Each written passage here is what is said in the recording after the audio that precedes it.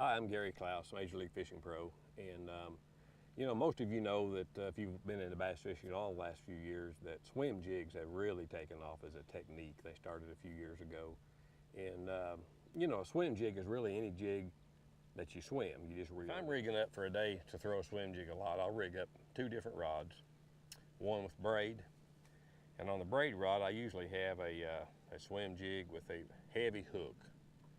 This is a really heavy hook with a big trailer on it. Kicks a lot of water. And I'll use that with 40 to 50 pound braid, but I won't use this specific jig with my fluorocarbon rod. Sometimes if they hit you coming at you, or if it's a smaller fish and you can't move him enough, you won't get the hook in him. So I'll use this for my braid rod.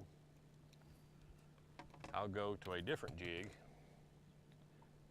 with a smaller hook, and I'll throw 20 pound fluorocarbon on a jig like this, maybe with the same trailer. As you notice, I've got one black and blue, one white, and that's the two colors I throw. And I'll experiment around during the day. Sometimes they'll start off wanting black, and by the end of the day they'll want white, but I experiment around with that. Also, trailers is a pretty big key to a swim jig. You can throw a trailer that kicks a lot of water, like this one. You can step down to a smaller trailer that swims a really subtle action. I use these two.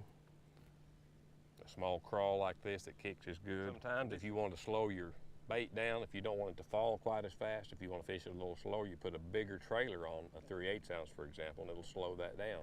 Whereas if you wanted to put a smaller plastic on a 1/4 ounce, it might do the same thing. So you have to experiment around with your different trailers and different jigs, and it's a really fun way to catch them, so you ought to try it.